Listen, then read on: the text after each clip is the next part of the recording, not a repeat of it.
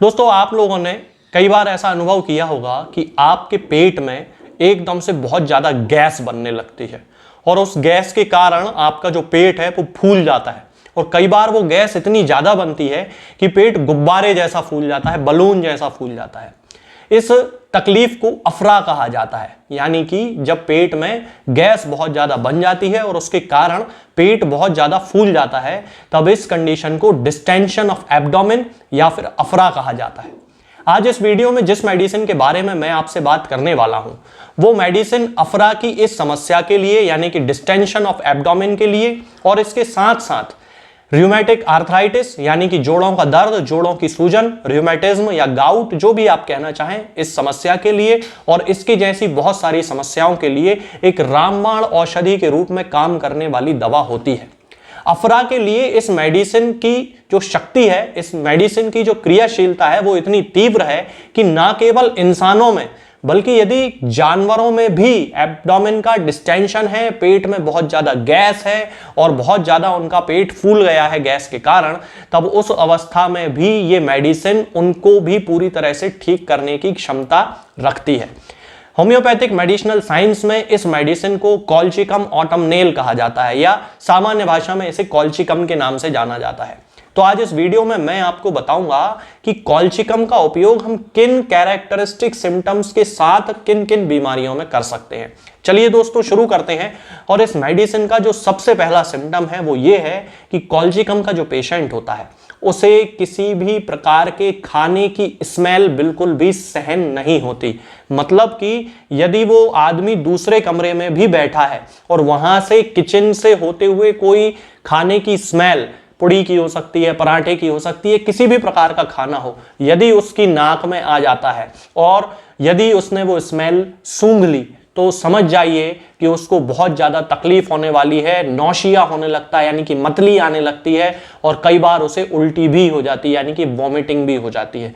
तो ये एक कैरेक्टरिस्टिक सिम्टम होता है इस मेडिसिन का, जो होम्योपैथी में किसी दूसरी मेडिसिन में नहीं पाया जाता, कि इस व्यक्ति के अंदर खाने की स्मेल को बिल्कुल भी सहन ना कर पाने की बीमारी होती है। किसी भी प्रकार का खाना हो, किसी भी प्रकार की खाने की स्मेल हो, उससे बिल्कुल सहन नहीं होती और उसके कारण उसे बहुत ज्यादा नौशिया यानी कि मतली और उल्टी आने की शिकायत होने लगती है।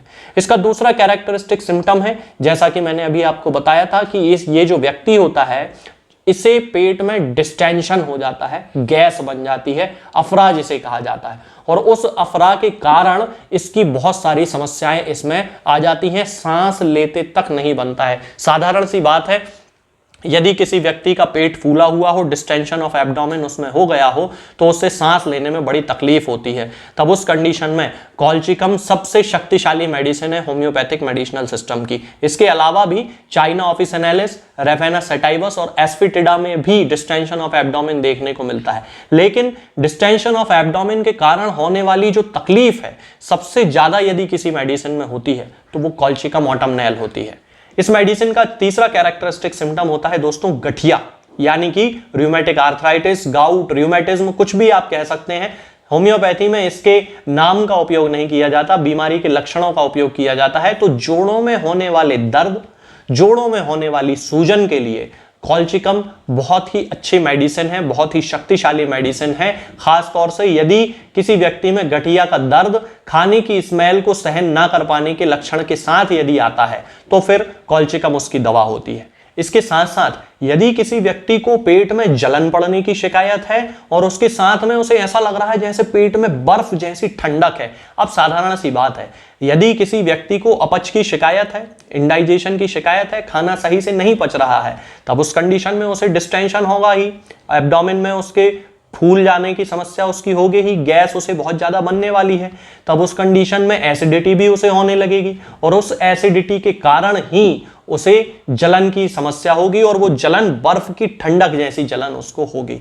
ये कॉल्चिकम का कैरेक्टरिस्टिक सिम्टम होता है। इस सिम्टम का उपयोग हम gastric ulcer, duodenal ulcer, peptic ulcer यानी कि इसके अलावा पेट में हाइपर एसिडिटी, हाइपर क्लोरहाइड्रिया, इस समस्या के लिए हम बड़ी आसानी से कर सकते हैं। तो जिन लोगों को इस तरह की अपच की शिकायत है, डिस्टेंशन की शिकायत है, र्यूमेटिक आर्थराइटिस की शिकायत है, इनमें से कोई भी लक्षण हो, यदि वो खाने की स्मेल को सहन ना कर कर पाने के लक्षण के साथ पाया जाता है तो कॉल्चिकम उस व्यक्ति की कैरेक्टरिस्टिक मेडिसिन है। इसके अलावा दोस्तों ये पेचिश की यानी कि डिसेंट्री की भी सबसे अच्छी मेडिसिन में से एक मानी जाती है। हालांकि डिसेंट्री के लिए मर्कसॉल, मर्क्यूरियस कोरोसिवस और इसके अलावा कैंथेरिस और कोलोसिंथ का भी उपयोग किया जाता है, परंतु कॉल्चिकम का कैरेक्टरिस्टिक सिम्टम यह है कि इसमें पेशेंट को खाने की स्मेल के साथ नौशिया और वोमिटिंग होने के साथ साथ ही डिसेंट्री की शिकायत होती है। मर्कसॉल में डिसेंट्री होगी, पेचिश होगी, पेचिश के साथ आंव की मात्रा ज्यादा होगी।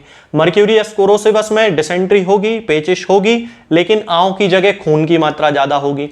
कोलोसिंथ में जो पेशेंट होगा उसे पेट में बहुत ज्यादा दर्द होगा, पेट में ऐंठन होगी और पेट को दबाने से या पेट की ओर झुक के बैठ जाने से कोलोसिंथ में आराम मिलेगा। और कैंथेरिस में डिसेंट्री होगी यानी कि आंव पड़ेगी, पेचिश होगी, उसके साथ साथ उसको पेशाब में जलन पड़ेगी। ये 4 मेडिसिन, इनके लक्षण मैंने आपको बताए हैं कि हमें मर्कसॉल डिसेंट्री में कब देना है, मर्क्यूरियस कोरोसिवस डिसेंट्री में कब देना है, कॉल्चिकम डिसेंट्री में कब देना है, कैंथेरिस डिसेंट्री में कब देना है और कोलोसिंथ डिसेंट्री में कब देना है। चूंकि इन 5 ही मेडिसिन में जो लक्षण हैं वो लगभग समान हैं, लेकिन कैरेक्टरिस्टिक जो सिम्टम्स हैं वो 5 ही अलग हैं। तो इन लक्षणों के आधार पर हम ये डिसाइड कर सकते हैं कि कब हमें इनमें से किसी एक मेडिसिन का उपयोग करना है। इसके साथ में यदि हम कॉल्चिकम के गठिया की बात करते हैं तो इसका जो गठिया यानी कि जोड़ों का जो दर्द होता है वो एक स्थान से दूसरे स्थान पर परिवर्तित होता है। जैसे कि कभी इस हाथ की उंगली में दर्द होगा, कभी पैर की उंगली में दर्द होगा, कभी कंधे में दर्द होगा, कभी गर्दन में दर्द होगा, सर्वाइकल की समस्या हो सकती है। इस तरह से जगह बदल बदल कर गठिया का दर्द उस व्यक्ति को होता है। इसी तरह का गठिया का दर्द जगह बदलने वाला लीडम पाल में भी होता है, लेकिन लीडम पाल में हमेशा पेशेंट को ठंडी चीजों से एमेलियोरेशन होता है। बर्फ की सिकाई करने से आराम मिलेगा, गर्म चीज की सिकाई करने से आराम मिले तो मैगफॉस, बर्फ की सिकाई करने से आराम मिले तो लीडम पाल, और दोनों ही तरह से आराम ना मिले, केवल स्मेल से होने वाले नौशिया और वोमिटिंग के साथ यदि गठिया का दर्द है तो फिर कॉल्चिकम ऑटमनेल का यूज किया जाता है। अब दोस्तों यदि हम इस मेडिसिन की पोटेंसी की बात करते हैं कि हमें किस पोटेंसी में इस मेडिसिन का उपयोग करना चाहिए, तो सामान्यतः 6 पोटेंसी, 30 पोटेंसी, 200 पोटेंसी से लेके 1 m और 10 m तक का उपयोग इसका किया जाता है। परंतु हमेशा मेडिसिन की पोटेंसी का जो निर्धारण होता है वो व्यक्ति के शारीरिक लक्षणों के आधार पर किया जाता है। यदि एक्यूट सिम्टम्स हैं तो हम 6 पोटेंसी का उपयोग कर सकते हैं। मान लीजिए किसी व्यक्ति को सामान्य नौशिया या वोमिटिंग की शिकायत हो रही है, उस कंडीशन में हम कॉल्चिकम की 6 पोटेंसी की 2-2 बूंद दिन में 3 बार देंगे तो उसकी नौशिया वोमिटिंग ठीक हो जाएगी। मान लीजिए किसी को अफरा है, डिस्टेंशन ऑफ एब्डोमेन है, पेट में बहुत ज्यादा गैस बन रही है, उस कंडीशन में हम कॉल्चिकम की 30 पोटेंसी की 2-2 बूंद दिन में 3 बार या 4 बार देंगे तो उसकी गैस भी पास हो जाएगी, उसके पेट का डिस्टेंशन भी खत्म हो जाएगा और अफरा की जो इंडाइजेशन की समस्या है वो भी पूरी तरह ठीक हो जाएगी। किसी को गठिया की शिकायत है, उस पोजीशन में हम उसे 200 पोटेंसी की 4 बूंद सामान्य परिस्थितियों में हफ्ते में 1 बार पिलाना शुरू करेंगे। पोटेंसी 200 को बार बार भी यूज किया जाता है व्यक्ति के लक्षणों के आधार पर। इसी तरह से 1 m और 10 m का उपयोग भी वीकली और 15 दिन के डोज के रूप में यूज किया जाएगा व्यक्ति के शारीरिक लक्षणों के हिसाब से। ये जो दवा है दोस्तों ये आपको किसी भी होम्योपैथिक मेडिकल स्टोर पे बड़ी आसानी से मिल जाएगी या होम्योपैथिक फार्मेसी से आप ले सकते हैं, ऑनलाइन भी आप मंगा सकते हैं। परंतु मैं किसी भी पेशेंट को ना ही कोई दवा बेचता हूं और ना ही भेजता हूं, क्योंकि मैं केवल एक कंसल्टेंट फिजिशियन हूं और केवल प्रिस्क्रिप्शन देता हूं, किसी पेशेंट को दवा नहीं बेचता हूं। आज के इस वीडियो में दोस्तों फिलहाल इतना ही। आगे के वीडियोस में मैं आपसे बात करूंगा कुछ नई बीमारियों के बारे में और उनकी होम्योपैथिक दवाओं के बारे में।